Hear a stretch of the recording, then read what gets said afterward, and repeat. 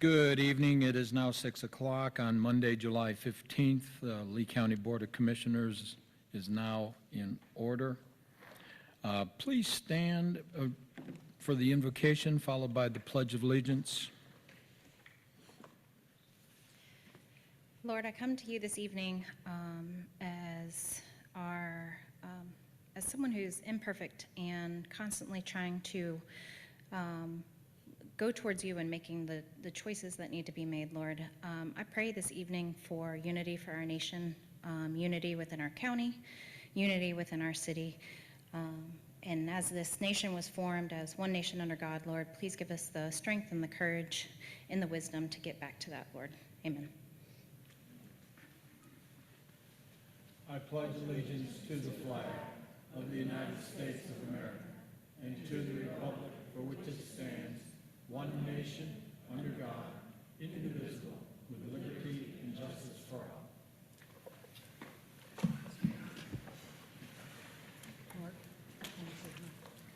You have your agenda in front of you. Is there any additional items to add to the agenda?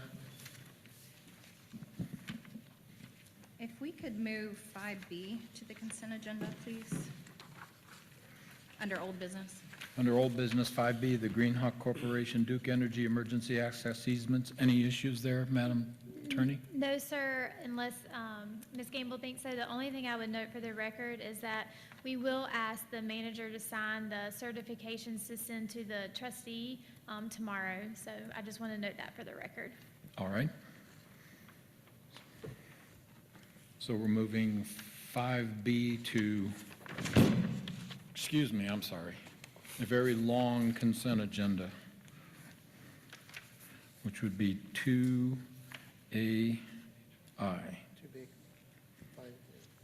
5B. Moving 5B to the consent agenda. We do need to add to new business, and you have it in front of you, the resolution in support of submitting legislative goals for the North Carolina Association of County Commissioners to abolish the certificate of need requirements for health facilities. And we'll add that to new business. Any further additions? Do I have a motion to approve the additional items to the agenda? Motion to approve. Motion's been made to approve the additional item to the agenda, as well as transition from old business to the consent agenda. Any further discussion? All those in favor signify by saying aye. Aye. Any opposed? Thank you. Moving on to the approval of the consent agenda as amended. So moved to approve. Motion's been made to approve the consent agenda as amended. Any further discussion? Seeing none, all those in favor signify by saying aye. Aye.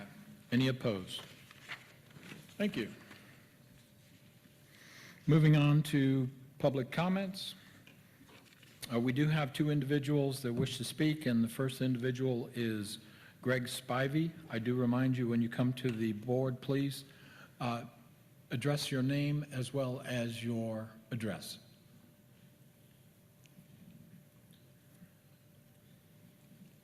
My name's Greg Spivey, 517 South Franklin Drive, Sanford, North Carolina, 27330. I'm an assistant chief at Tramway Fire Department. I have a request with regard to the fire chief study that you are receiving tonight. Please pay attention to any recommendations in that report that will help us, the departments, get better service from our communications center. I haven't seen those recommendations yet. That's in the written report, as I understand it, which hasn't been disseminated yet. But we hope that those recommendations will help us get better service. I have copies here in this folder of negative communication reports that I have submitted on behalf of my fire department to the communications center over about the past year.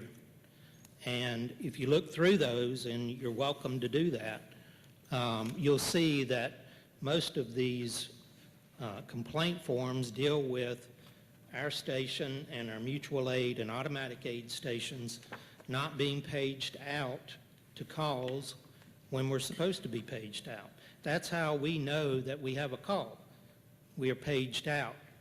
And if the center doesn't page us out correctly, then that leads to delays and possible non-responses. So it's a very big issue for us. The study that you're about to hear, it looks at a lot of issues, but we can have the best equipment and the most up-to-date apparatus and the most well-trained firefighters, but all of that's not going to amount to a hill of beans if we're not paged out correctly. So I would just ask that you give serious considerations to those recommendations. Thank you. Thank you, sir. Next individual is David Smoke.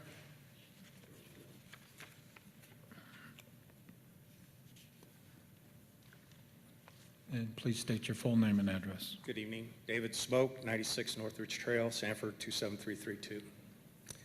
As always, Commissioners, thank you for your time and efforts to our county. While the prospects for our growth continue to be bright, there are storm clouds on the horizon with the VinFast delays and possible Pfizer layoffs. In essence, I'm going to urge that you proceed carefully with some of your large spending expansion projects to include the library, jail, and additional schools. This year in the CIP, $1.8 million is authorized to purchase land for a new traditional school. I know there is an upcoming Commissioner BOE meeting to discuss spending, and I really don't want to paint myself as an anti-education political candidate. However, I will point out once again, the ADM for Lee County traditional schools has been less than they projected during budget disagreements last year and continues a downward trend. I urge you to scrutinize any student population growth forecasts while taking into account the growth of school choices, possible slowdown in industrial and economic growth, as well as a national trend for working families to delay and decrease their own family sizes. That $1.8 million could be repurposed into other necessary school projects we keep hearing about. Regarding the jail and library projects, I urge you to envision the actual operation of these new facilities, as well as the cost of repurposing the old facilities. I am well aware of the concept not spending more on equipment or buildings than they are worth, but those old buildings will not be abandoned or sold off. Regarding a new justice facility, there is no way that the existing jail will be abandoned and is simply holding paperwork and evidence, unless the sheriff has a plan I'm aware of, and to be fair, I haven't asked. The proximity to the courthouse is too valuable and convenient for moving people, prisoners, back and forth to courtrooms and magistrates, and at least some of those maintenance costs you are looking to avoid with the new facility are going to be spent anyways. I really encourage taking a hard look at the root causes for holding unconvicted people in ever-increasing numbers, and would our money be better spent on speeding up the legal process for these people instead of $85 million plus to hold more of them? Finally, regarding the new county library that you're still going through the bidding process on, I would encourage you to direct the staff one more time to analyze the pros and cons of creating a combined community college county library building, especially since the new library will be less than a mile away from CCCC. While most taxpayers are excited by this new county project, the question of why a joint project like in Chatham County wasn't considered more strenuously is being asked. As you know, the construction costs are only a small part of the lifetime expenditures in maintenance, personnel, and other operating costs that may be saved by taxpayers if a combined library is developed. Thank you for your time. Thank you, sir.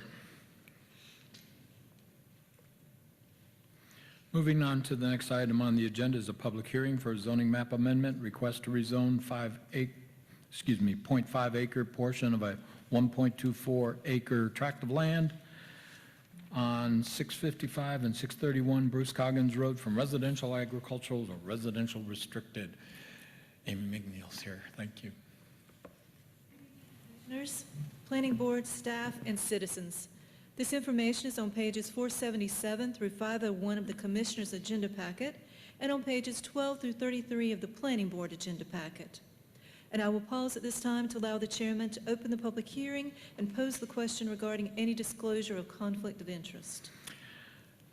A governing board member shall not vote on any legislative decision regarding a development regulation adopted pursuant to Chapter 160D where the outcome of the matter being considered is reasonably likely to have a direct, substantial, and readily identifiable financial impact on the member.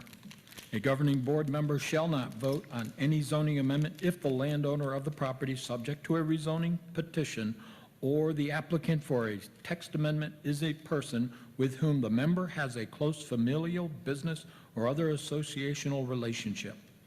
Does any board member have a conflict? Seeing none, I now open the public hearing on the zoning map amendment. Thank you. Brian May is asking to rezone a .5-acre portion of a 1.24-acre tract of land, and it's actually 1.50 acres per deed, addressed as 631-655 Bruce Coggins Road, from residential agricultural, RA, to residential restricted, RR. Mr. May would like to establish a newly recombined lot with one zoning designation of residential restricted, so that he can subdivide the two lots into two lots with a minimum lot size of 30,000 square feet. And the existing zoning of RA requires a minimum lot size of 40,000 square feet, which requires more land than Mr. May owns. This is a standard general use rezoning request. Therefore, there are no site plans or building plans required as part of this rezoning application. The site is located in southern Lee County in the Tramway area. It's on the eastern side of Bruce Coggins Road between Hickory House Road intersection and Loblolly Trail, and Loblolly Trail is a private road that serves Trails End subdivision. The lot is developed with a brick ranch-style home, and it's illustrated on the screen above you. We're going to flip now one more to the aerial image. There we go. The existing zoning is residential agricultural. It's established to provide areas for low-density single-family uses, low-intensity agricultural operations, as well as agricultural, business, and supportive industrial and commercial uses.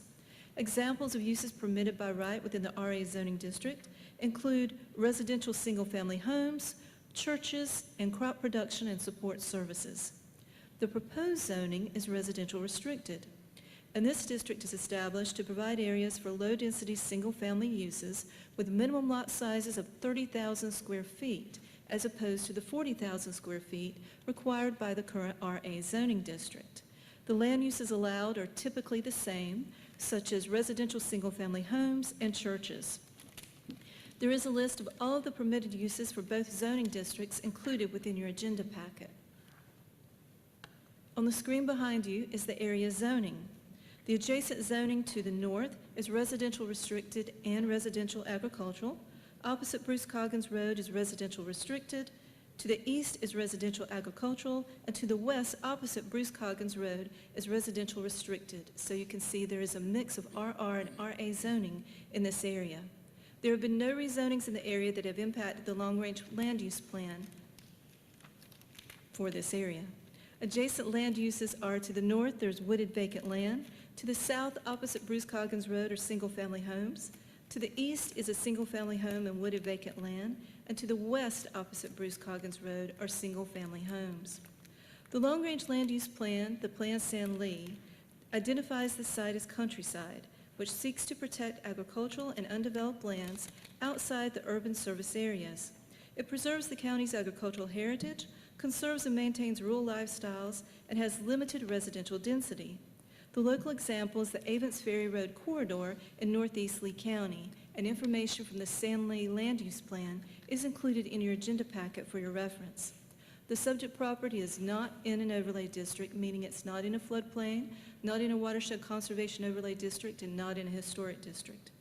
Regarding utilities, there appears to be public water along Bruce Coggins Road, but there is no public sewer in this area. All the homes are served by individual private septic systems. The area proposed for rezoning is located at the rear of the parcel that has approximately 225 linear feet of frontage on Bruce Coggins Road. This is an NCDOT maintained public street with a 60-foot right-of-way.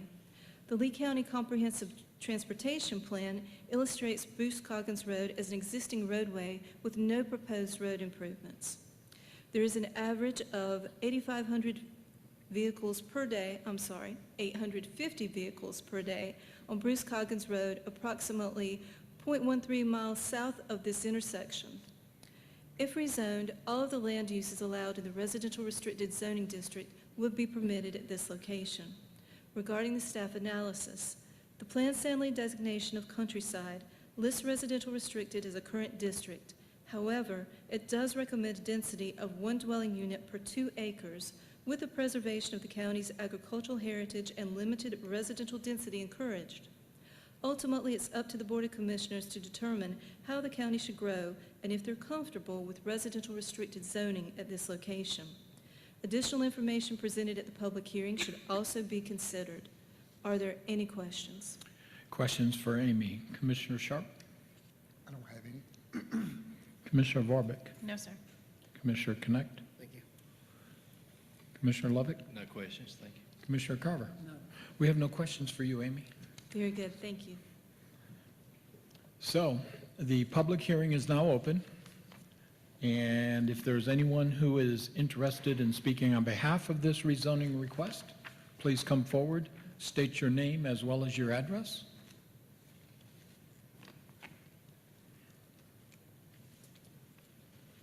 Hi, good evening. I'm Brian May. I'm at 655 Bruce Coggins Road. And basically, you see the portion on the back part of my lot. I'm just trying to make it one continuous zoning of RR.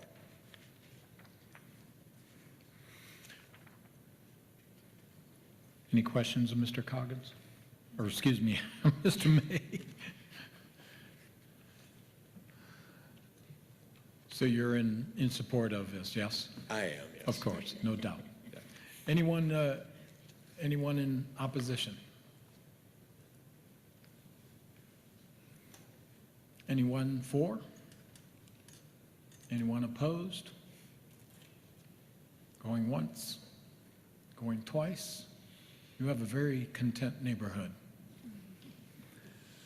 I will now close the public hearing. Thank you. We'll now excuse the board to convene in the other room. Thank you very much for your service. We appreciate your input and your concern for Lee County. Thank you.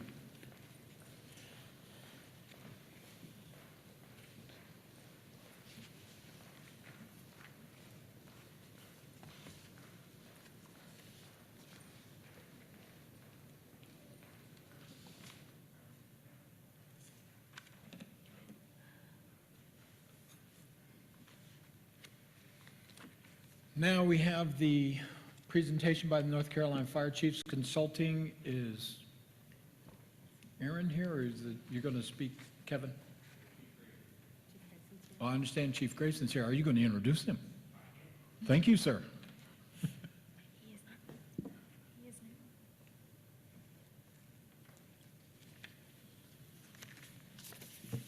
Commissioners, my name is Kevin Smith. I'm the Deputy Fire Marshal of the county.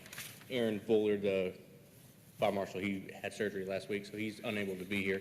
He's recovering well, relaxing in a recliner all day, getting jumped on by little kids. I'm sure he'd rather be at work by this point in time, 2 weeks later. But for no further ado, Chief Grayson from the Fire Consulting Company is here to present the report. Thank you, Chief Grayson. Good to see you again. Yes, sir. Thank you. And thank you to all of you for allowing me to be with you here this evening. Importantly, let me thank you for your public service as well. The time, effort, and energy you spend to represent the people of Lee County has many demands, and I certainly appreciate what you do in order to keep all of the many systems moving forward here in Lee County. My role tonight is to talk with you about the fire protection, fire and rescue service delivery system here in Lee County. We have had the opportunity to work with your staff and the fire departments in this county over recent months, and we want to give appreciation to both staff and the fire departments. We've asked for a lot of information, and we have had the opportunity to review that information and turn that into the report that you're receiving tonight. We have been able to speak to the Fire Advisory Board and the fire chiefs with this information, and it's our honor to be with you tonight to share that information as well. Okay. So the pieces that you asked us to look at for you here in 2024 was really looking at the current state and the future state of how do we provide the best service. This was in your request for proposal that we responded to, and your focus was how do we provide the best service, obviously in a changing environment that we're in here today. Also, as Lee County grows, it's essential to maintain those public safety programs. You know, public safety is really the core of local government, and your desire to maintain those in the face of growth. And the third bullet is looking at that long-range plan. As you have had growth and you're positioned for growth in the future, what does that long-range plan look like that can be embraced by the fire departments in the county, the staff, and you also as elected officials? So we're providing an overview of that presentation and that documentation here for you tonight, and the fire service, I understand, is getting this information as well. It's a lengthy document, so I'm going to be going through with you the highlights of that here tonight, and it's really just to help provide guidance to you as elected officials, the staff, as well as the Fire Advisory Board. We are an independent third-party group. In other words, we work with municipalities in North Carolina and counties in North Carolina to help them through these types of strategic planning initiatives and help them in this time of growth. We're really simply after the strongest, most sustainable system possible that protects and serves the people of Lee County. We have a strong team of professional subject matter experts, all located in North Carolina, and all have substantial fire service experience. The components that our work was divided into were stakeholder communications, the community risk analysis, the GIS portion of this, capital and financial analysis, and then the improvement recommendations. So we had 5 components, if you will, that we've worked throughout this process. First, I'll note stakeholder communications piece obviously involved your fire chiefs, but also involved the fire service. We asked for a survey throughout all the firefighters here in Lee County. We also did a resident survey in Lee County. So we had some one-on-one time with the chiefs, we had some group time with the chiefs, and we have collected many documents to get a good picture of where your fire service is today and working with the leadership of your departments. When we look at the summary of some of that fire service leadership, we think it's important that you as elected officials have the data, and we provide a substantial amount of data in the report. But some of those highlights is that the positives about your current system is the working relationships. Each and every day, the fire departments work together in automatic aid and mutual aid, and that's a very strong system. Every county in North Carolina doesn't have as strong a system, and so that's a positive for Lee County. When asked of all the stakeholders, what's the greatest asset, it was the firefighters, the people who are doing the work day in and day out, their dedication, and Lee County has been very blessed to have very many dedicated firefighters, primarily volunteer and also career today. And then last was the condition of the apparatus. The departments were speaking that they're very proud of the condition of that apparatus and being able to look at long-term use. We'll go back just a moment. It went forward. A couple of the greatest barriers. This is not a Lee County issue. It's not a North Carolina issue, but it is the #1 issue in the fire service today is the changing dynamics of volunteerism. And Lee County is not exempt from that. Our state is losing a number of volunteer firefighters each year, and so are you. But we're going to point out some positives in there as well, and many of our recommendations focus with what can you do to sustain a volunteer system. We advocate sustaining that volunteer system for as long as you can. And so that's a big issue in the fire service, and obviously it is here in Lee County as well. The issues with 911 communications and radio system that you heard that earlier from the chief from Tramway, we go into that a little bit further in the report itself because we heard so much feedback about that from your fire service, and just the need for additional firefighters as your county grows and the service demand increases. When we ask the question, what could Lee County do to best support the fire departments, these really are in that priority order, that emergency communications and radio system. And I think it's important to distinguish there's two pieces to that. One, the communications center itself, and 2, the radio system that the firefighters use to get those calls, as you heard earlier, and be able to respond in a timely manner. Helping with the high school fire program. While the volunteerism numbers across our state are really challenged, one of the more successful tools to help with that is to have a high school program. The communities that have implemented a high school fire program have seen benefits from that, especially for a few years, as those students and youth have the opportunity to participate in the fire service and help their community. The next piece we have is to look at some volunteer incentives and more outreach throughout the county. As you have many people moving into Lee County may not realize that this is primarily a volunteer-based system. So getting information out about the system and the needs, obviously very helpful. We ask also about the type of funding system that the fire service and firefighters, fire chiefs wanted to see move forward, and there's really a split on that. Some like the model that you're using today, some would like a more unified service district model. But whatever is used, what we did here very clearly, it needs to be fair and equitable. And we've given information in your report that will help to design such a system, because many counties have faced the same challenges, and other North Carolina counties have implemented some systems that are working well. We asked the fire chiefs what elements they think are most important in having that fair and equitable system. The feedback we had was the tax valuation was number one. Number two was between the call volume and also the road miles that were covered within the district or service area. And three, the address points, meaning where buildings, locations, facilities are placed at. We asked your residents about their perception of the quality of fire and rescue services. And the responses we received back said that 73% were either satisfied or very satisfied. We asked about the effectiveness of those services. 72% said they were either satisfied or very satisfied. We also asked your residents to help describe any words that would help show their visualization and perceptions of the fire service here in Lee County. And about 75% of the feedback we received was positive. So we think that's an indicator for you. It is only an indicator, but it's an indicator of the perceptions and ideas from your residents. We conducted a community risk analysis. Why do you do that? When we look at the makeup of Lee County, where are the hazards, where are the risks, what are you most vulnerable to in Lee County? That's an essential part of looking at your fire protection services, and we had some important information we'll share with you here. We compare a lot of data to what the state average is. What's the state average across all 100 counties? And where is Lee County in that continuum? So obviously you see it each and every day, your population increase that's occurring. And then you also do have a lower level of poverty than the state average. So there again is a positive that we saw.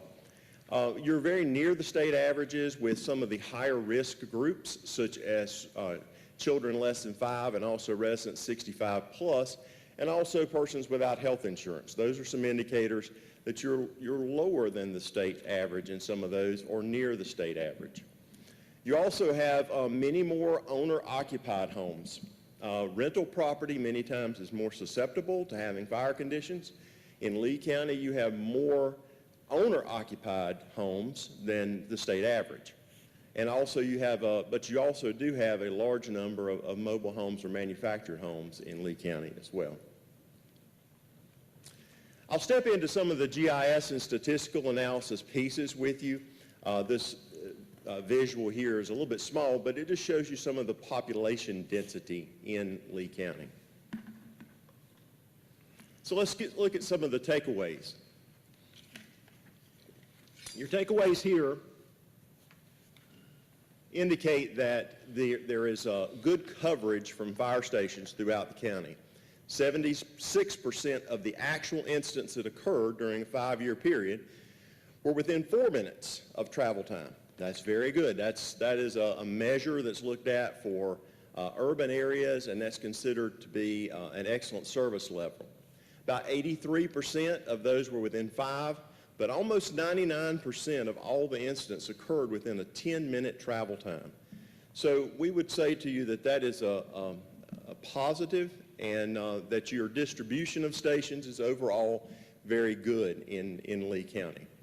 We looked at what development is forecast as best possible. The GIS system has the best way to determine a crystal ball with that, taking all the input of all the development that is in motion and approved, And we're able to take that and determine the projected number of people that would be in that development, and also how many emergency calls will they produce when they're in place as well.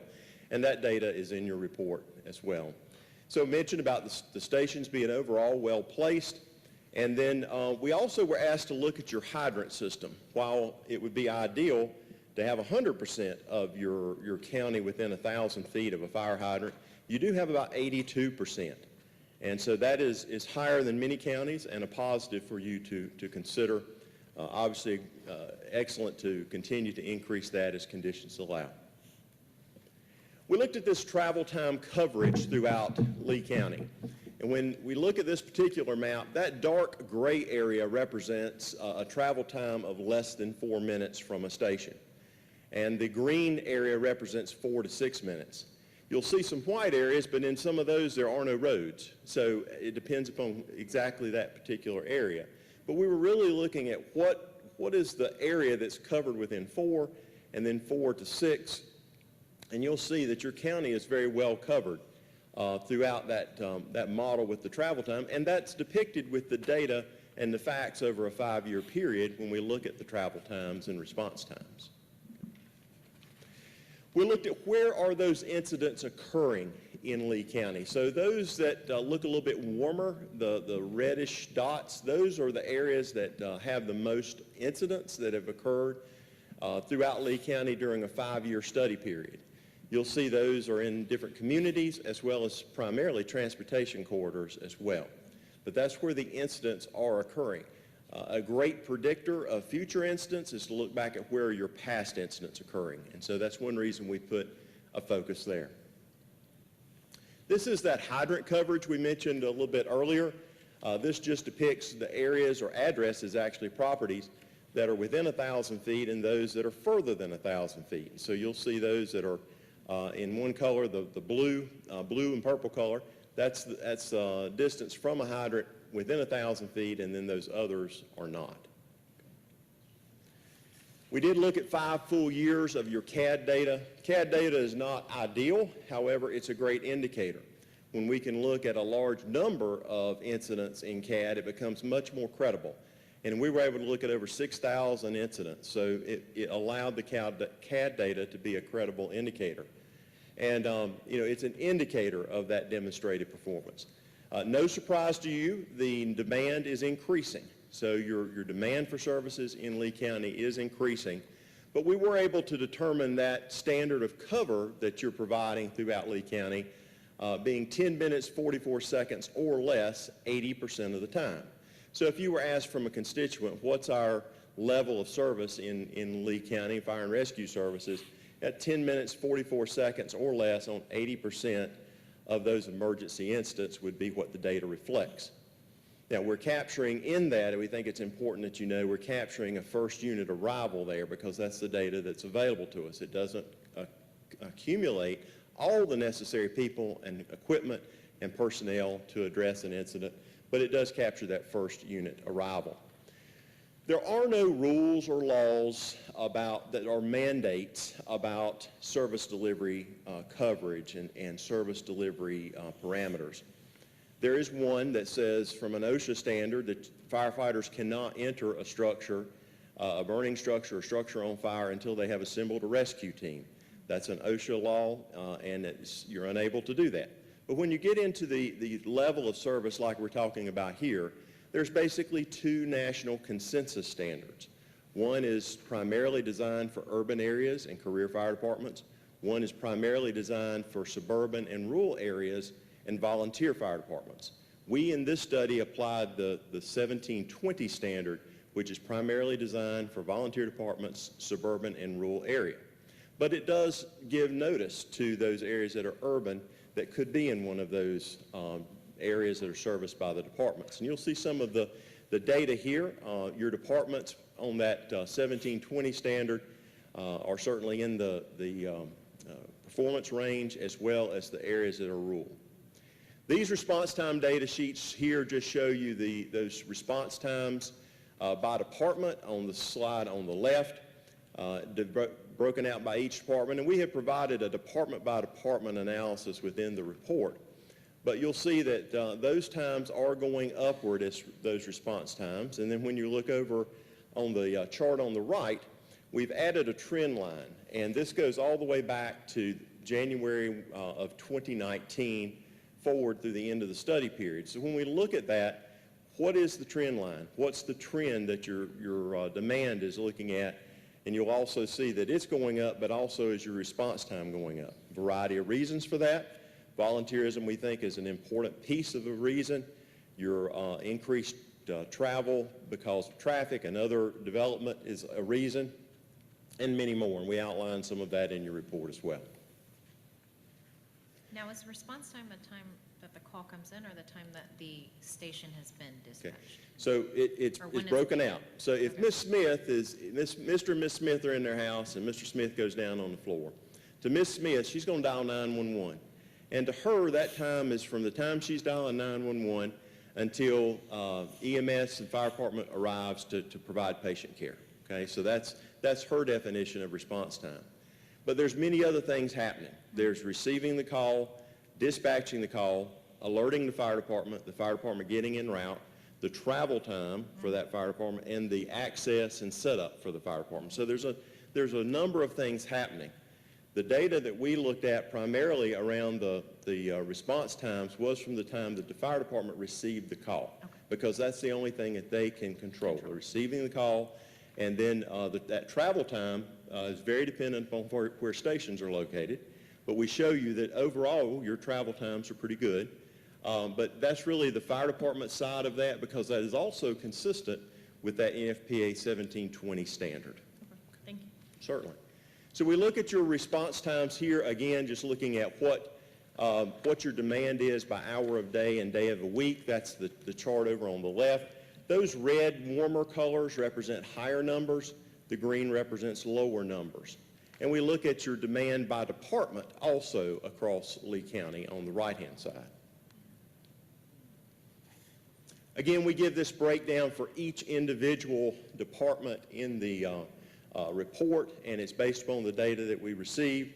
And we show that difference between each department so that they can look at it a little further and maybe be able to develop some strategies that would be helpful to improve those. We did look at the Sanford 911 Center. That was not in our original scope, but it was such an important issue to the fire service that we did do an overview or review of that operation. We provided two subject matter experts that physically came and observed for the operation for a few hours, and we were able to see what they saw and hear what they heard. And from that, we were able to develop 11 recommendations, observations and recommendations that are intended for enhancement and improvement moving forward. Some of those are system issues, some of those are technology issues, and some are operational issues. But we think that the fire service very clearly, loudly and clearly said this is an important issue and one that is affecting our service delivery. We did a physical and capital analysis to do a picture of where you are today and project what needs are in the future. Requires a lot of detail and data, and this is a piece that your fire department's really helped in contributing information and being cooperative and collaborative with. But obviously that's looking at outputs and inputs, but also the capital assets. The fire apparatus itself and facilities are all part of this review. Some takeaways. We actually physically looked at 48 large fire apparatus and 12 stations. We had a fire apparatus subject matter expert come out, evaluate each fire engine that he had access to. I had two people looking at that, working on it. We also looked at the station facilities and provided an analysis of each station facility. Overall, your apparatus was rated good. There's a standard on that too. So we applied the standard and rated each apparatus, but overall the rating is good. There's obviously some exceptions to that, but when you look at a system and a service delivery system, it was good. Your fire stations overall were rated as fair. And the primary reason for that is some do not have the ability to expand their facilities. As you grow, as calls volumes grow, as volunteerism dynamics change, having dorm facilities, sleeping facilities in the fire stations will be a need in the future. Some of those stations do not have that ability. Some do not. And so we rated them, again, looking at those existing facilities and made recommendations there as well. The rates that you currently have in your 8 service districts vary from an 8 cent to 14.5 cents, so a pretty wide variation. But there's also a variation in the value, property valuation within those districts, and also a variation in the size, and we show those numbers there, as well as the residents. Incidents occur where people live. So wherever people are, where they work, where they live, that's where incidents will occur. So those districts with more people obviously are going to have more incidents, and that may or may not be reflective of the valuation that they have in their district. We looked at the total income received by each of the departments. We were able to collect a 990 form from every department so that we could look at all of that on a very common baseline as well. We show the range of annual operating budgets, and we looked at the debt service as well. What's the debt service of each department? What does that look like cumulatively, where they are working to purchase an apparatus or purchase a station enhancement or those types of things that are in motion. So we looked at all of that. Your personnel costs currently vary quite a bit. It goes from 32% to 71%. So we would say to you, looking forward, expect those personnel costs to need to increase. I haven't asked the Sanford chief the specific number of his budget operation, but I would speculate it's about 85 to 87% personnel salary and benefits. That's typical in most municipal departments. We're looking here, your range right now is between 32 and 71. But as your community grows, as your county grows, as your demand grows, so will your number or your percentage of the operating budget that needs to go to personnel. We do advocate keeping the primary volunteer system for as long as possible, but we also flag to you in this analysis that you have quite a few large apparatus that are more than 20 years old. Now, there's again not a law or standard that says that you can't have fire trucks operating that are that old or older. However, when you look at the individual operation and mechanical ability of each, that helps tell the story better, and that's one reason we did that. But we also note that to you because having a 5-year capital improvement plan for your apparatus, we believe, is critical. Fire apparatus has reached an enormous amount of money today to purchase, and the delivery time is excessive. So really post-COVID, the cost of fire apparatus has gone up significantly. However, the turnaround time is in years, measured in years now, even if you order something today, how long that it will take to get here. So we really encourage you to look at a 5-year CIP, and not only for cost, but also for projection of needs. We also did an analysis looking at what does the insurance rating service or insurance services office require for the community, and then what does the apparatus that the department has. And so we provide both of those pieces to help in developing that capital improvement plan. This is just an illustrative example of one of the analysis that we did. This is the type of information we went through with every large fire apparatus throughout the county that was made available to us. And we think hopefully that will be helpful in developing that CIP as well. Let's take a look at staffing for a moment. We show you the volunteers and we show you the paid personnel in each of the departments. And then we look down here at the bottom, and it's called FTE equivalent. And what that means is that the top one's really looking at how many positions are funded by department, but your departments are also using part-time personnel, which is very, very typical as we see throughout North Carolina. But when we tried to put a baseline, or did put a baseline to use, well, how many hours are being worked? And when we look at the hours, we base that on what a full-time equivalent employee would work. So you may have 10 volunteers, as an example, that are working, but they may accumulate to 2 full-time employees. So we put that together and showed that to you as well, so that you recognize that your departments are using part-time personnel as well, and that's often a good use of funds until you reach the point you need to add additional full-time career personnel. Over on the left-hand side just shows you the total budget versus the personnel cost. We think that you being aware of that is important. Where are the dollars going that support the pay and benefits piece? The charts on the right-hand side, you've seen this middle one, if you will. You've seen this one earlier. We're just saying this is when your incidents are occurring in Lee County by day of the week and hour of the day.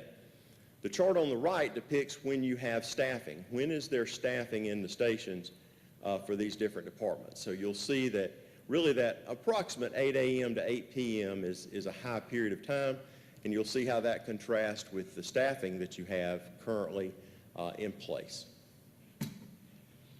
We went a little bit further to see, well, what's happening. We know that throughout North Carolina, we're losing about 3.5% of our volunteers every year in the fire service. And that is determined by the number of rosters that come from every fire department in North Carolina, identifying what's happening with their volunteers. And so we looked at that from the state level at 3.5%. But we went further to look at what's happening in Lee County. You are having a net decrease of about 2.5%.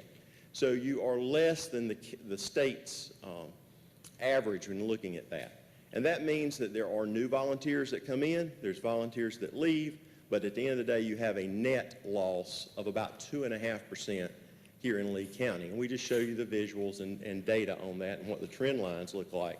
But we think keeping a close tab and as you focus more efforts on retention and recruitment of volunteers, that we think keeping a pulse of this will be an important indicator for you as well.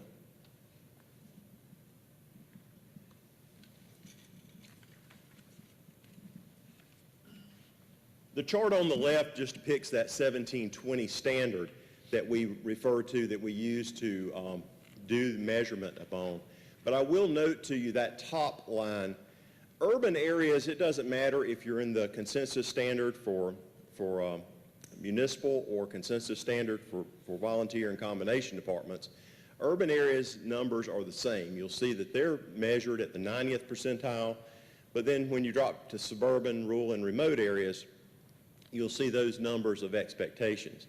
Again, there's not a law or enforceable piece relative to that, except that 2 in, 2 out rule that's an OSHA standard for house fires or structure fires, which are immediately dangerous to life and health environments, and that's that terminology IDLH.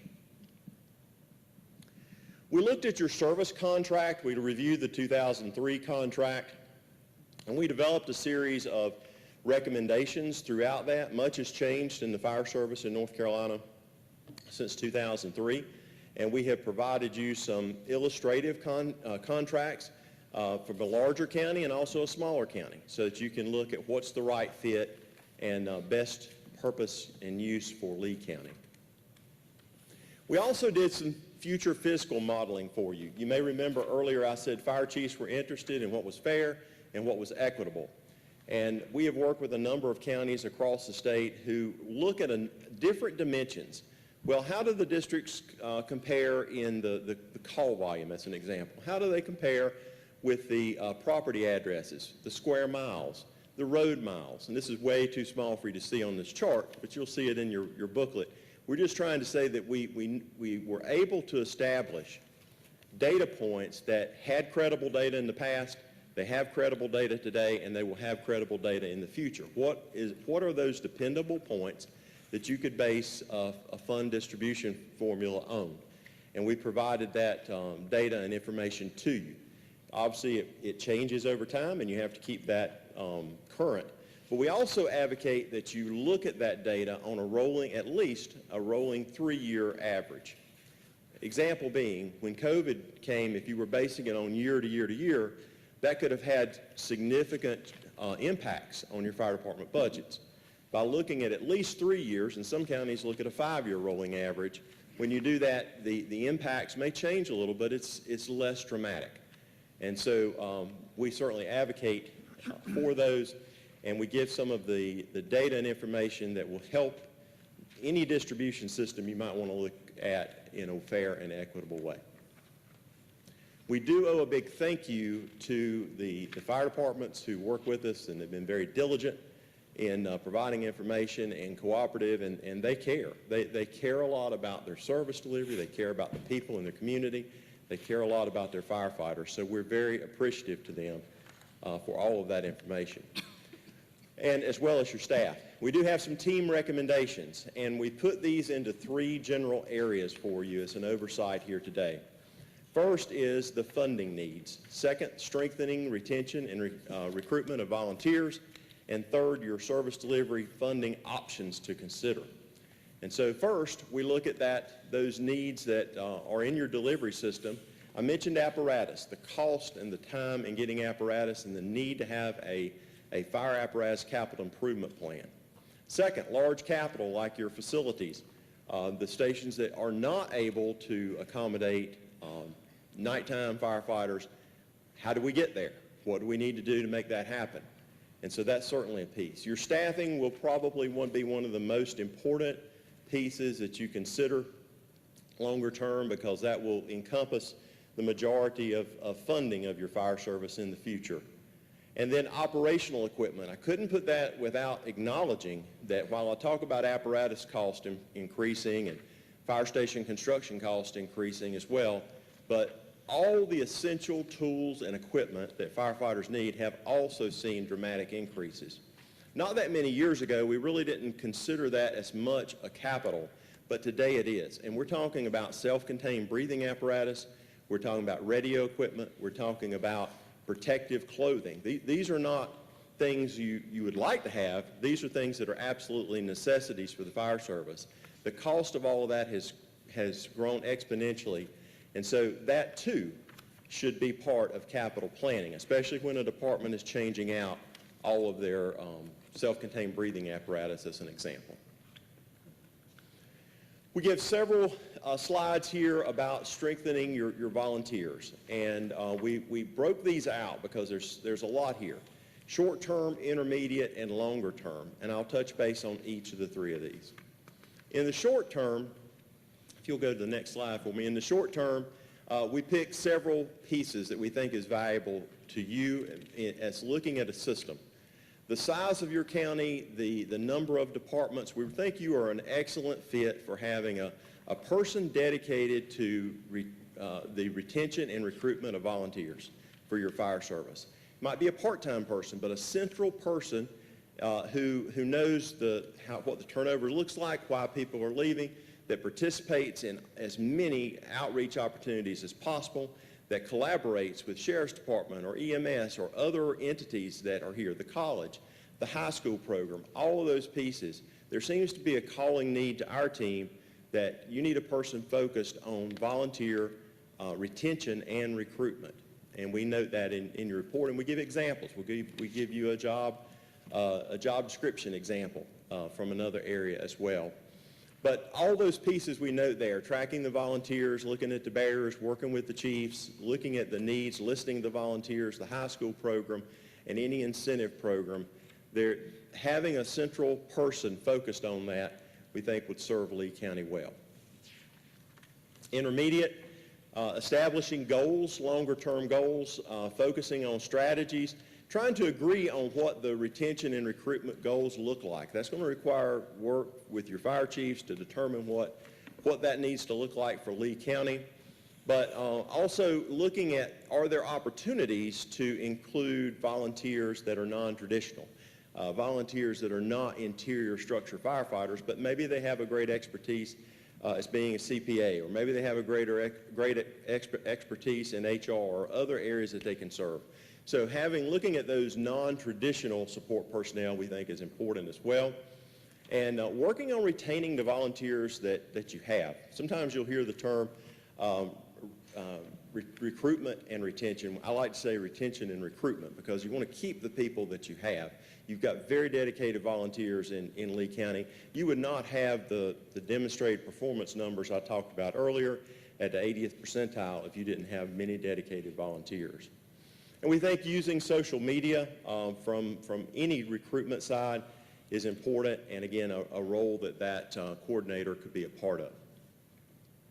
We list some other ideas that are best practice ideas, and these are really not only from North Carolina, but even nationally. Things having a common training night, having events and open houses at the fire departments, the signboards in front of the stations, being connected to some of this network across the country because everyone is being challenged with the same things, having interest cards and flyers, and then a ride-along program as well, and many more. But having a number of efforts, you have to really, if it's important, you have to invest in that. And we think that this is an area that you can harness and improve your volunteer system and sustain it for longer if you will engage these areas.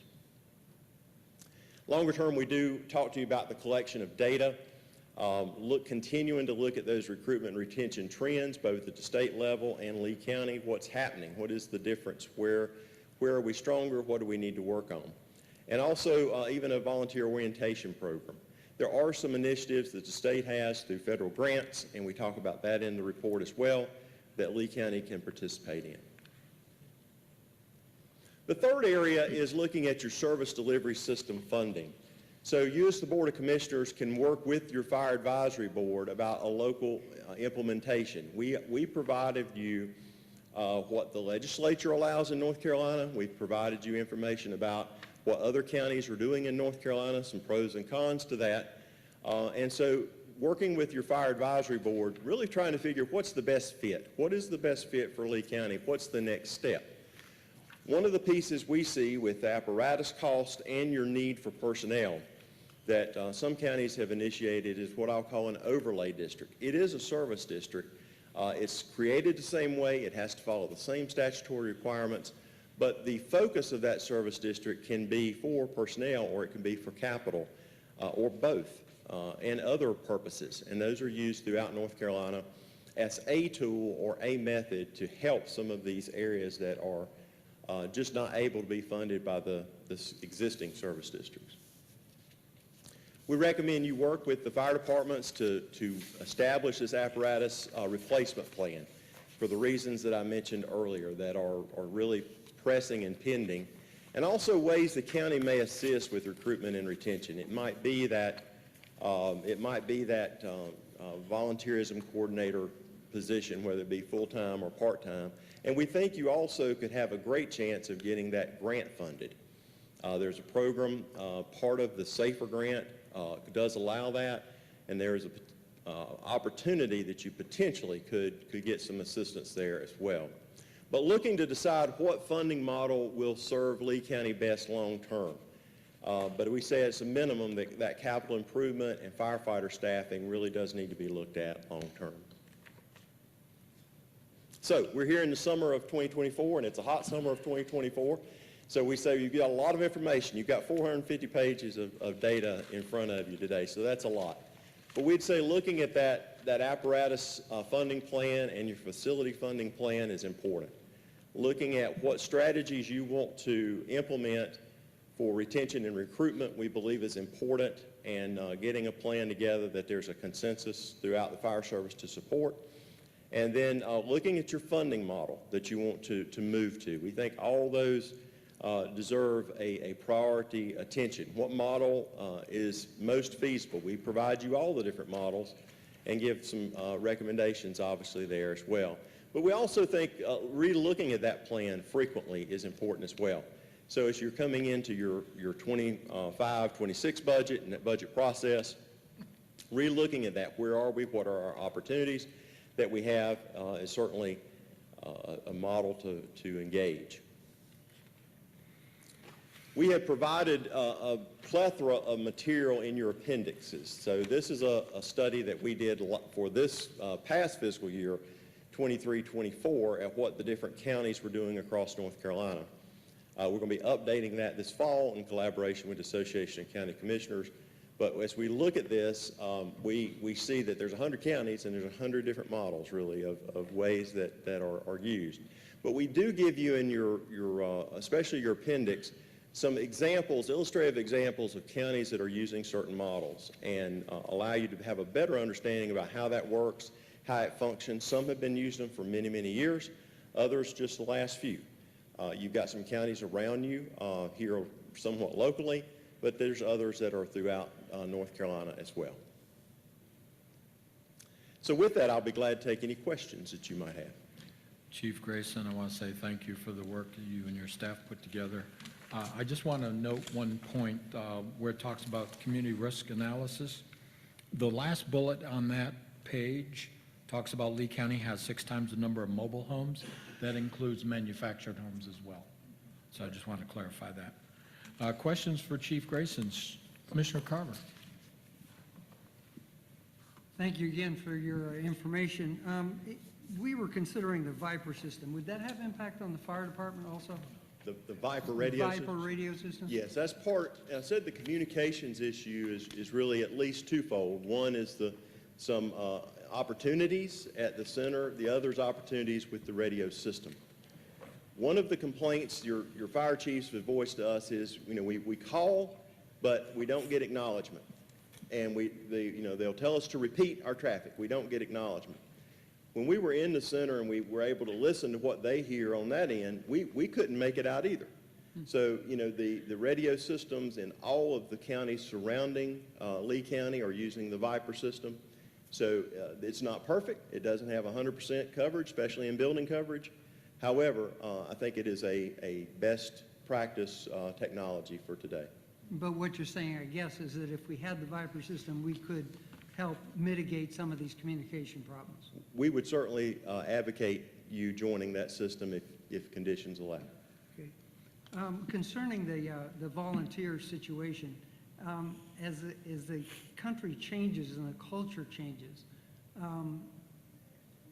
my understanding when I was young and my vision of what it meant to be a fireman, and all the kids that were 5 and 6 had fire hats on, right? Okay, well, that's not exactly that way right now. So I'm concerned about whether or not we're fighting an uphill battle against something that younger people just aren't interested in. So my specific question is, as you look at some of those recruitment efforts, how have they played out? For example, the guy hiring somebody to oversee that, for example. Do you see a significant improvement in counties that are pursuing it? So again, improvements, mileage may vary, if I may, because it really depends upon the area and the issues that are pertinent. However, as an example, having the high school fire program, when you go throughout North Carolina and you look at all the counties that are doing that, I think Harnett County has your closest one to here. It does help with giving enthusiasm for firefighters to join and receive that basic training and be a part of that. We also look at, well, what is the longer-term retention of those volunteers? Those numbers aren't near as high. In other words, folks coming in, but then they leave for college or change a career and don't pursue that. There are some that do, and there are some that remain volunteers. So it varies a little bit, but that is very much a best practice. But it takes work to do that. It doesn't just happen. It has to have advocacy here locally. It has to have advocacy with the school system and the ability to put that program in place.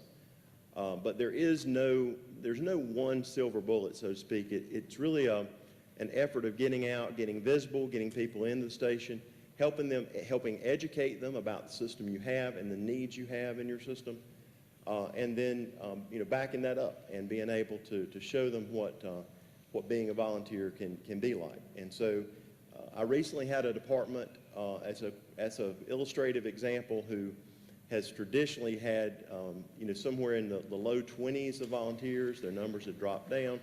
They really got out and worked their volunteerism recruitment. That department today has actually gone over 30 volunteers. They filled every spot and gone to 30. Now the true question might be, let's go back next year and is it sustained? Is it sustained the next year?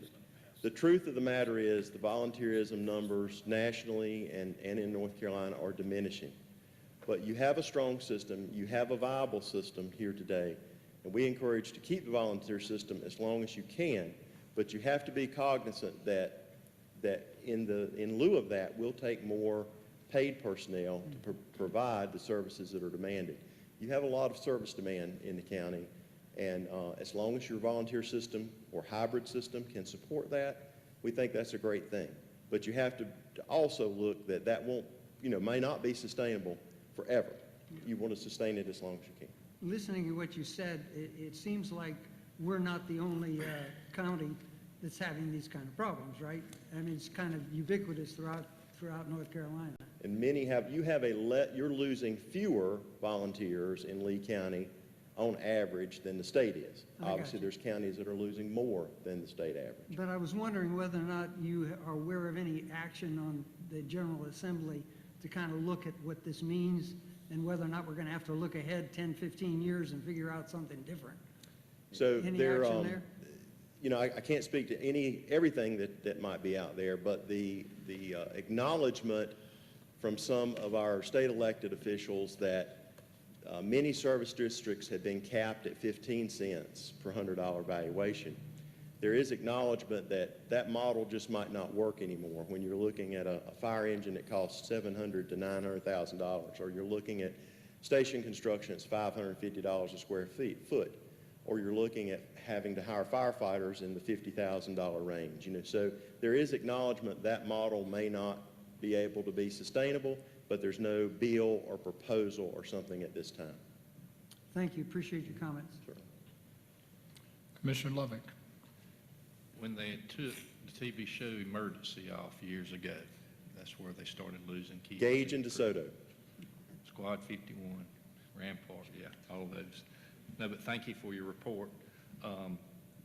Did you have any numbers back before our county started a tax rate on response times? In other words, you said 4 to 6 minutes. Now, is that a chief? Is that a fire apparatus? So we were able to captain, capture or- the first arriving apparatus, whatever that might be. It could be a chief officer checking on, could be a fire engine that's arriving. We don't have the number of people that are with that piece Whoever of checks on via radio from that Right, initial. they're acknowledging Checking it that they're en route, they're acknowledging that they have arrived, but we don't know what that looks like every time, and often it'll look different every time as well. Right, I got you. So before tax rate time, did you have any numbers? In other words, I want people to know how well the tax rate works for them. So that'd be something neat to look at, what Right. responses were back during those times. We really looked at, a focus was 5 years of response data. So in talking with our citizens, was one of the questions, or was it asked or roundabout, what do they think of a fire tax rate on their taxes? So the primary thing we were after with citizens, we did not have a large response. So let me say that up front as well. But we were really interested in their perception of the service they were receiving. That's what I reported there, because that was ability for them to say, have you had service before in the last 5 years? If so, what was it? And then how was the effectiveness of the service, and how was the quality of the service? So it was really focused primarily around those questions. Okay. You brought up a key point on the CIP of equipment, buildings, things like that. Is there any counties that has a system in place, I don't want to word this, to where they go in together and they find out that 2 or 3 departments need air packs, need hose, they need turnout gear, they need engines or tankers or whatever?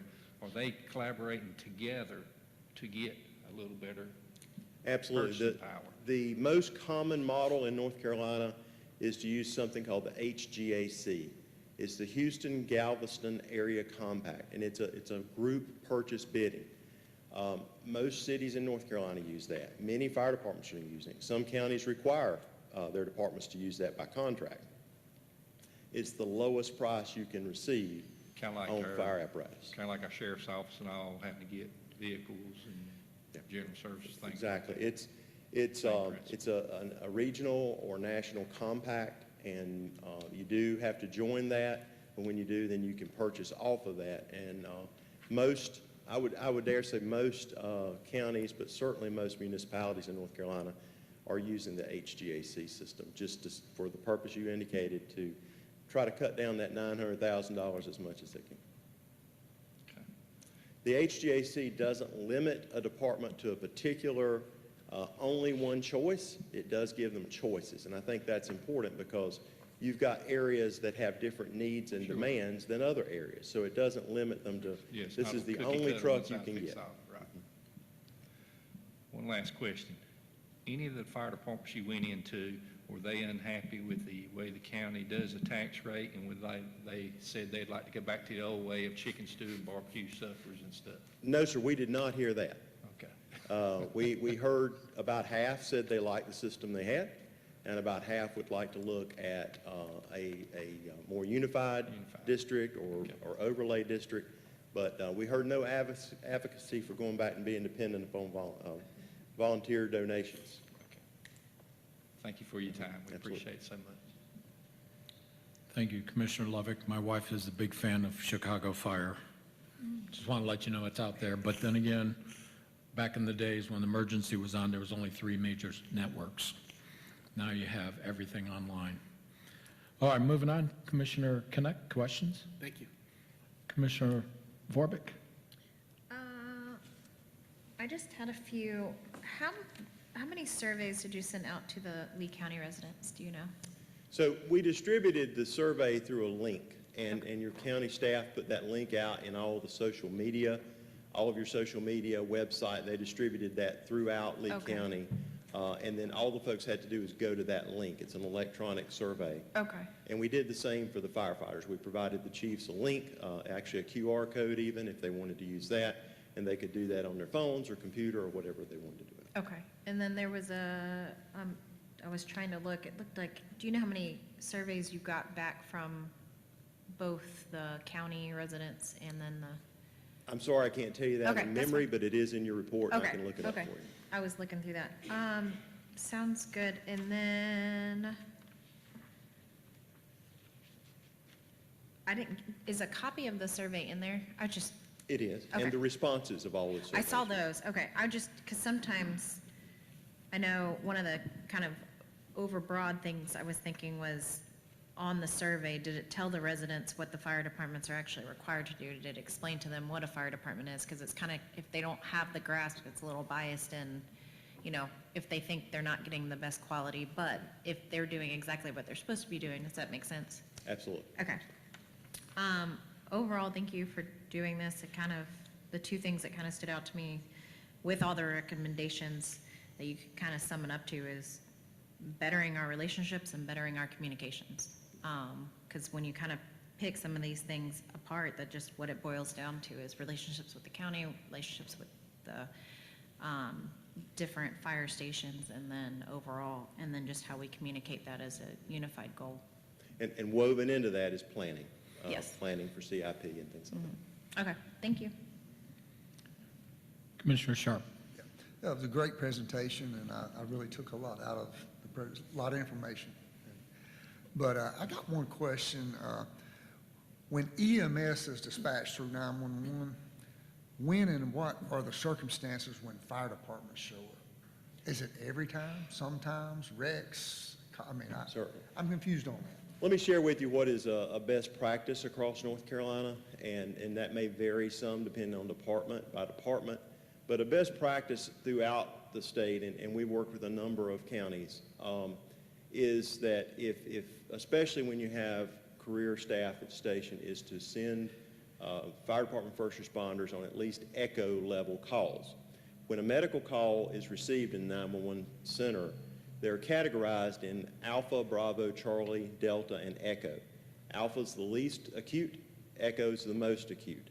So as a best practice, and I think that may be in there as well, just simply says having fire department units respond on the most serious of calls. Certainly the personnel are needed, the actions are needed, and it is determined to be the most timely response. And so that is a best practice in very rural counties in North Carolina as well as urban counties. And I asked that question just to let the public know how much more, the firefighters have taken on over the years. And that was my purpose for asking that. Municipalities may pick up those Delta and Echo responses, but we've worked with very rural counties, and they're responding as the most acute medical emergencies, Okay, thank you, sir. where time is so critical. Well, Chief Grayson, thank you. It's very informative, well, let's put it this way. We've got a big homework assignment for reading, so thank you very much. Thank you. And thank you again to you as the board and what you do for Lee County. And I want to give appreciation again to your staff and the fire departments in the county. Thank you, sir, and we thank them as well. I'm going to ask Colin if you could put up on the screen 10 minutes. We're going to take a 10-minute break. Chairman Smith, I would like to point out too that tomorrow we will send the link to the full report to all the fire chiefs and the fire advisory board, and it will also be placed on our website tomorrow. Thank you, ma'am.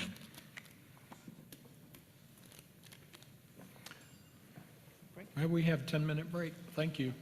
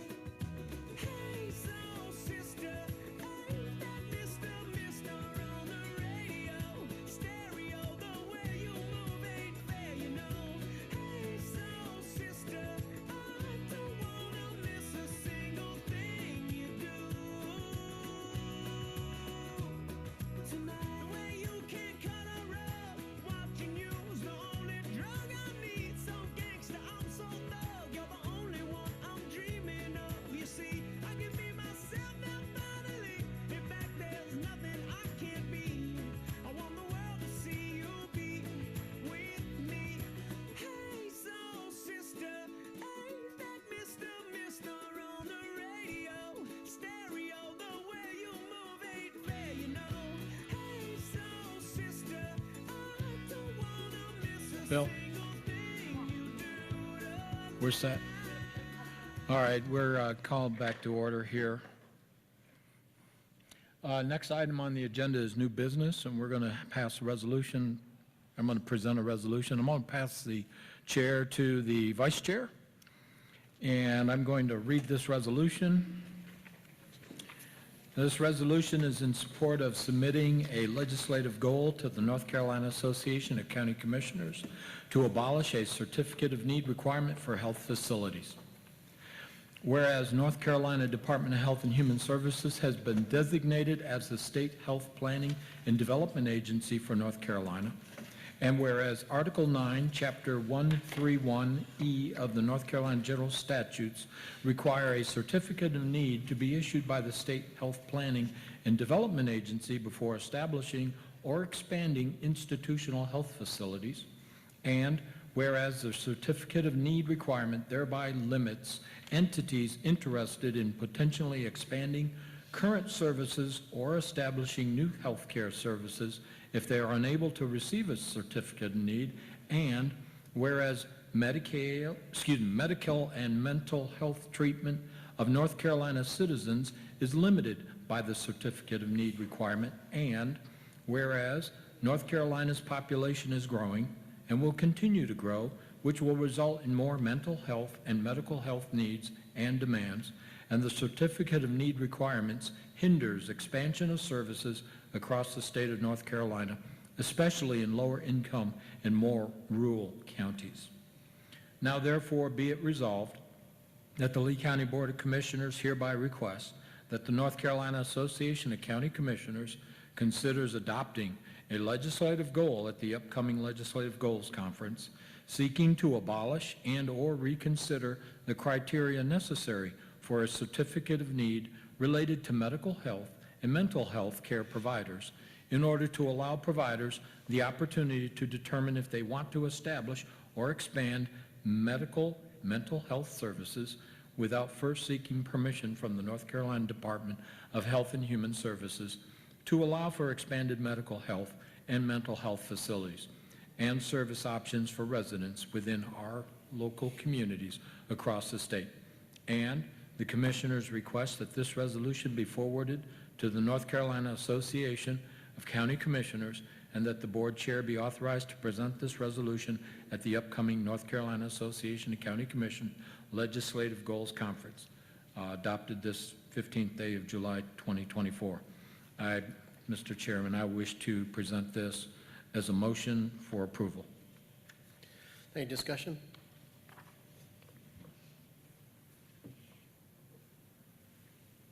Any discussion? Okay. There's a motion on the floor. All in favor, please say aye. Aye. Any nays? Thank you. Motion passed. I relinquish. Back. Moving on to the manager's report. Candace?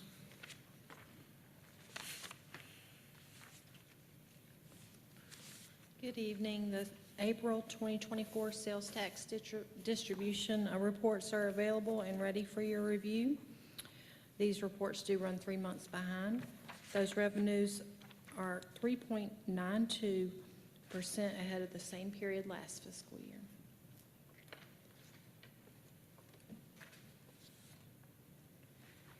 Questions for Candace?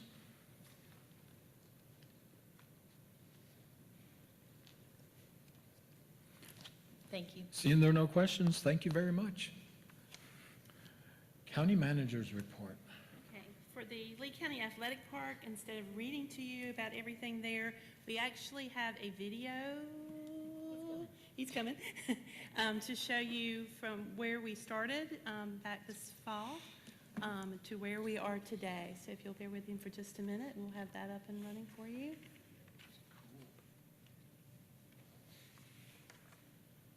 While he's doing that, I will say I want to thank Kevin left, but Kevin Smith went out with the drone and helped us with this video this week. So we want to say thank you for that.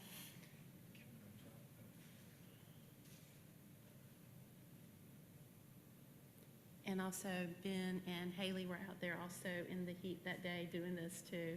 So appreciate their efforts on putting this together. So before I forget anybody.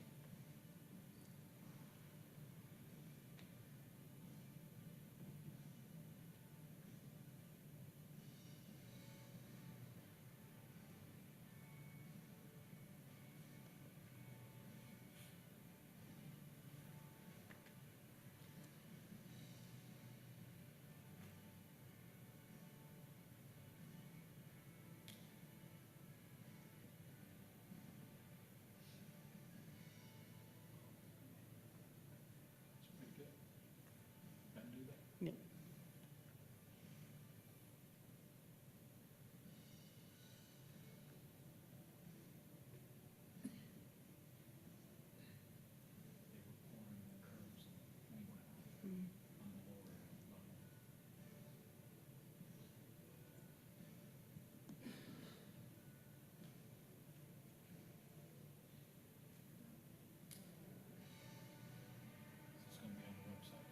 Yes, we will get it posted to the website too.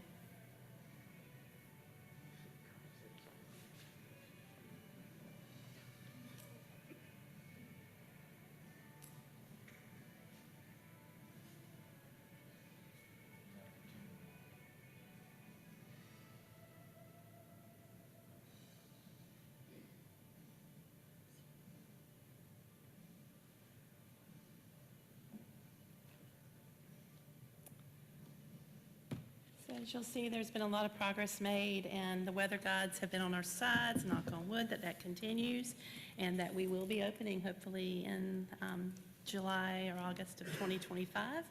And we will also be represented on the Rant in August. They came out and are doing a story also. So I wanted y'all to be able to see this first and see the progress that's being made. It's very exciting. I was lucky to be out there with the Rant group the next day or two after this was shot, when it was much windier and cooler out there that morning. So, but I do appreciate staff effort in that. And we'll go on to the other projects that we have going. Phase 1 and 2 of various park projects, Temple construction is complete. The additional grading has been completed for drainage issues around the bathroom and shelter, and additional sod has been installed around the restroom shelter, completing Phase 2. Kiwanis Children's Park, as you know, we were working on the new sidewalk installation for future connection to Kiwanis Family Park. A new playground equipment has been ordered, and they will continue to work with Mark Construction on that project. OT Sloan, as you know, we're waiting to hear back from the grant agencies or to finish our information so that we can submit that to the grant agency to get approval for that project because the projects came in over bid. Library building project, as you know, we have open bids. We had to repost part of the bids. Those have been opened now, and the Sanford Samet Group is going through and working on our GMP after getting all those bids. So we'll be bringing that to you in August, and I'm looking forward to that as we move ahead. Historic Courthouse, as you know, we're still working with the State Historic Preservation Office to get everything approved. We were notified that they have gone through and reviewed other people who received grants along with us, and apparently, even though we have not started construction yet, we are still ahead of some other organizations.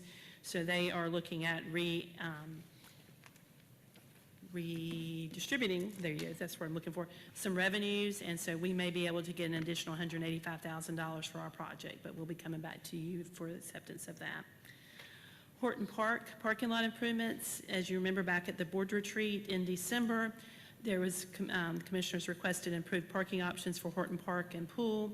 We've had Jeremy Thomas Engineering was approved as the engineer for that project at the board meeting in March. And a preliminary design has been reviewed internally by staff, and you have a copy of that attached in your agenda to see the additional parking. We are looking at possibly adding 17 designated parking spots, which would eliminate some unsafe parking conditions along Washington Avenue. There will also possibly be a Phase 2 of this project if the board funds it to provide additional sidewalk installation along Washington Avenue. So that's been provided for you. Some other updates on our departments. I'm going to ask Autumn Smith to come up.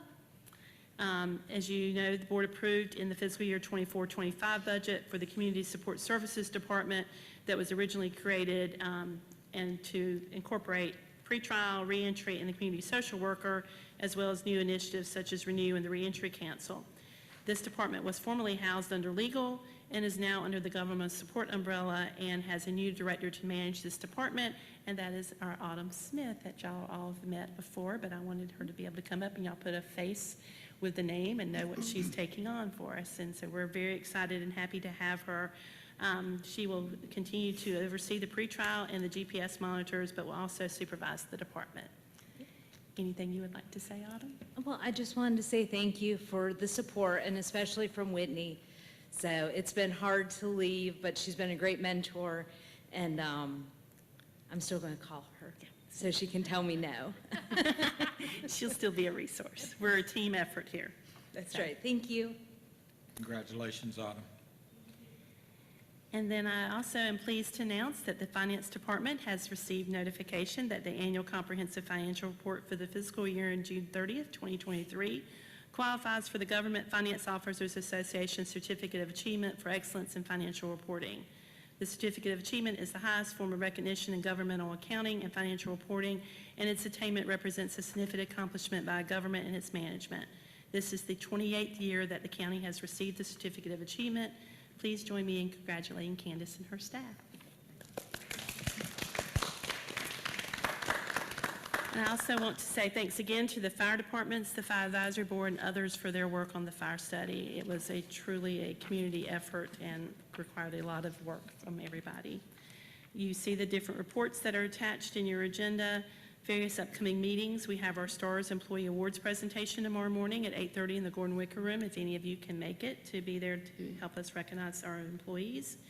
On July 25th, we have our joint meeting between the Lee County Board of Commissioners and Lee County Board of Education at the McSwain Center. The meeting will actually start at 6:30, but there will be a reception preceding the meeting at 6 p.m. August 8th through 10th, we will be at the North Carolina Association of County Commissioners Annual Conference in Forsyth County. And then we have we're on our summer schedule, so we will have one meeting in August. That is August 19th here at the Civic Center. We will be closed September 2nd, and then we'll have a meeting on September 16th here at the Civic Center. And then in October, we are supposed to go back to 2 meetings a month, which will be October 7th and October 21st. That's everything I believe I have. Questions for the manager, Commissioner Sharp? I don't have any. Commissioner Vorbeck? No, sir. Commissioner Knapp? Commissioner Lovick? None, thank you. Commissioner Carver? None. Then we'll start with commissioner comments. Thank you very much. Thank you. Look forward to seeing the video on the website, because I'm going to be sending that message to the you-know-who crowd. We will get it there as soon as possible. Commissioner comments, we'll start with Commissioner Carver. Thank you. I just returned from Africa again, and Welcome back in your health. thank you. Whenever I go over there, I just can't help but comment on the fact that we are blessed here in Lee County. The contrast is obvious, and although videos are interesting, when you're standing there in the slums or various areas that are typical of life in Africa, you realize how blessed we are here. As a matter of fact, in this particular case, I was supposed to go to Kenya, but because of the unrest in Kenya, we had to end up canceling that. They closed the border. We couldn't get in. And the 2 cities that we were going to go to had fires in the cities.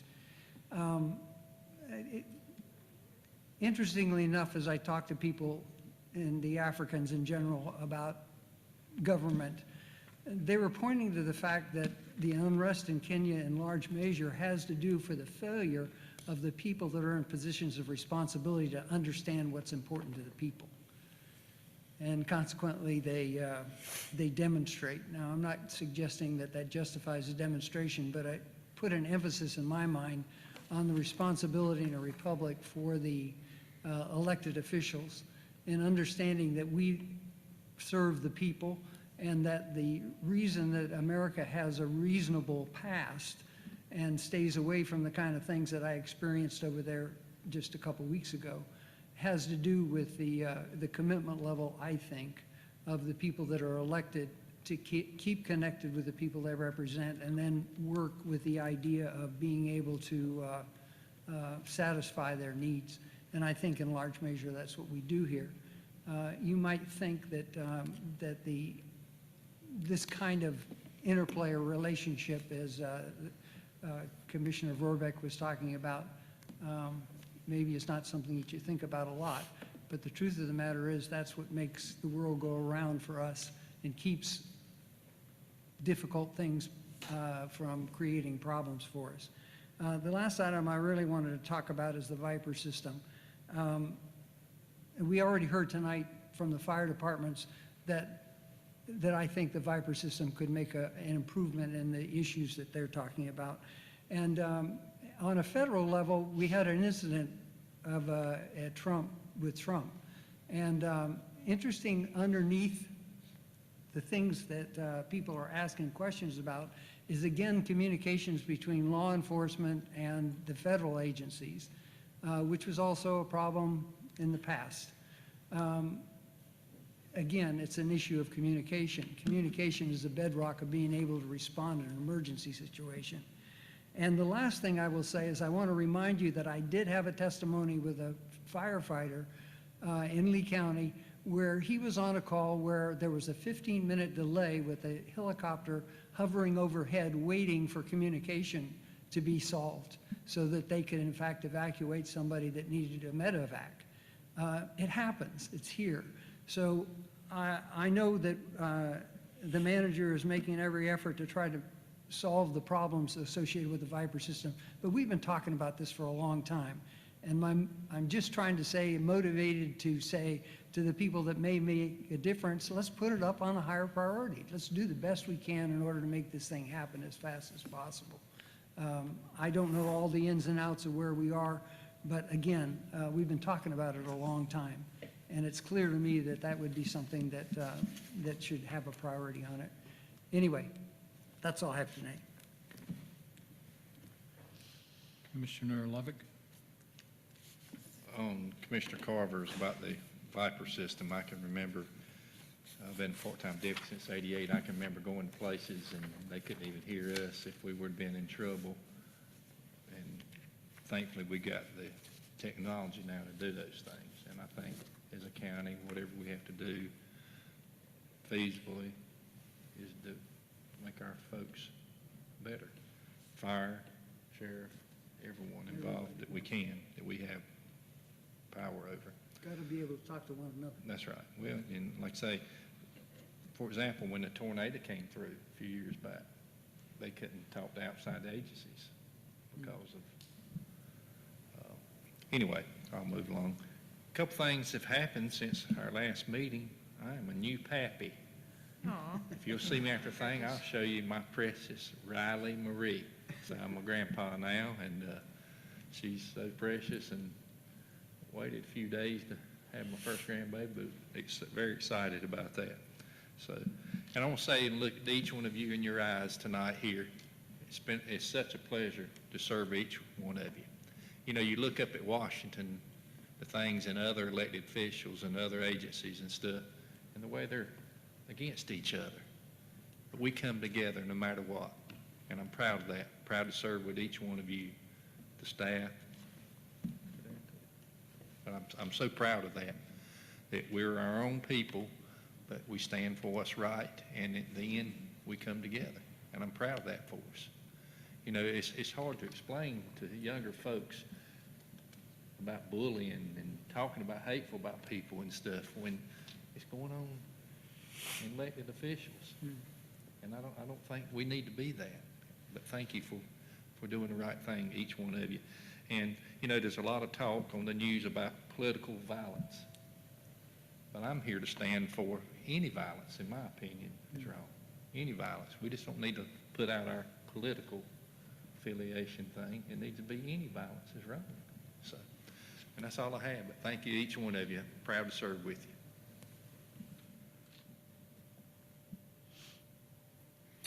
Commissioner Connect. I'm good, thank you. Commissioner Vorbeck. Congratulations, Commissioner Lovick. And I'm probably very partial because I have my own Riley, but the name's amazing. And thank you, staff, for putting that video together. I spent the weekend in Richlands County for the softball, for Lee County Softball All-Stars. We had a U10, U12, and U14 teams going over there to compete. And I am more than ecstatic that we can hopefully be a host site in the years moving forward. And I have to kind of brag on some of my girls that were on the U10 team. They played in the championship game yesterday. There was no time limit. They ended up winning 22-18 after a 3.5-hour long softball game in 90-5 degree weather. They did not quit. They came together, and super proud of all the girls. But it was a good weekend of some very hot softball. So, but looking forward to at least Lee County being on that map one day soon. Thank you, Coach. Commissioner Sharp. Yeah, I got a couple things. As you saw on your consent agenda, that Let's Tree Service did donated some work to us, and they're friends of mine, but even if they weren't, I want to give a shout out to them. You know, they use their equipment to put up the lights over at the Broadway ballpark. And they didn't have to do that, so thank you to them. That's nice. I also spoke with a member of the ABC board over the weekend, and he reminded me that they give us $70,000 a year, every year, quarterly. Don't they pay us quarterly? And that they do a lot of other things as well, like scholarships and education, but I don't know if everyone knew that they do give us that money, and I just wanted to publicly tell them thank you for that as well. That's all I have. Thank you. And again, congratulations, Grandpa Lovick. I'm reminiscing, our first granddaughter, she was over at the pool yesterday, and she's only 20 years old, so it'll catch up to you. Just want to say thank you to the Finance Department continuing on the traditions of Lisa Minter and her establishment of maintaining a credible and very vibrant and law-abiding finance center. It's great to know.